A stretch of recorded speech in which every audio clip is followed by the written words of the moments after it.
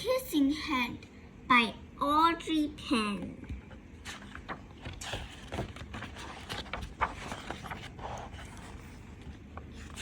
To Stephanie, Rebecca, Corbin, and children everywhere who love to be loved. Chester Raccoon stood at the edge of the forest and cried, "I don't want to go to school," he told his mother. "I want to stay home with you. I want to play with my friends and play with my toys and read my books and swing on my swing. Please, may I stay home with you?" Mrs. Raccoon took Chester by the hand and nudged him on the ear. "Sometimes we all have to do the things we don't want to do," she told him gently, "even if they seem strange and scary at first. But you will love school once you start. You'll make new friends and play with new toys, read new books and swing on new swings. Besides," she added, "I know a wonderful secret that will make your nights at school seem as warm and cozy as your days at home." Chester wiped away his tears and looked interested. "A secret? What kind of secret?" "A very old secret," said Mrs. Raccoon. "I learned it from my mother, and she learned it from hers. It's called the kissing hand." "The kissing hand?" asked Chester. "What's that?" "I'll show you." Mrs. Raccoon took Chester's left hand and spread away his tiny fingers into a fan. Leaning forward, she kissed Chester right in the middle of his palm. Chester felt his mother's kiss rush from his hand, up his arm, and into his heart.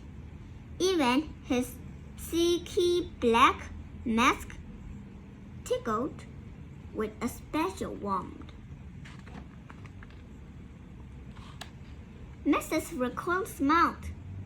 "Now," she told Chester, "whenever you feel lonely and need a little loving from home, just press your hand to your cheek and think, 'Mommy loves you. Mommy loves you.' And that very kiss would jump to your face and fill with toasty, warm thoughts."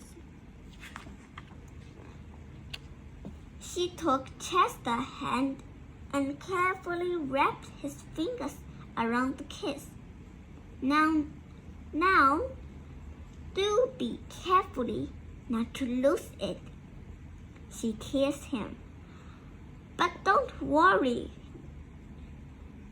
When you open your hand and wash your food, I promise the kiss will stick."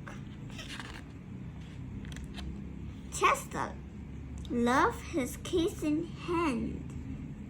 Now he knew his mother's love would go with him wherever he went, even to school. That night, Chester stood in front of his school and looked thoughtful.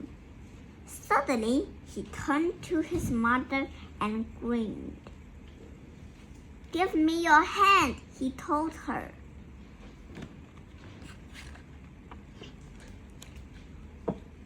Chester took his mother's hand in his own and unfolded her large, familiar fingers into a fan. Next, he leaned forward and kissed the center of her hand. Now you have a kissing hand, too, he told her, and with a gentle goodbye and I love you, Chester turned and danced away. Mrs. Raccoon watched Chester scamper across a tree line and enter school. As the hoot owl rang in the new school year, she pressed her left hand to her cheek and smiled.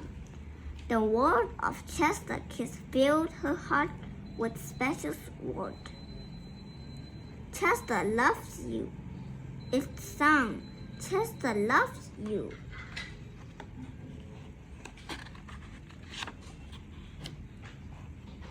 Question time.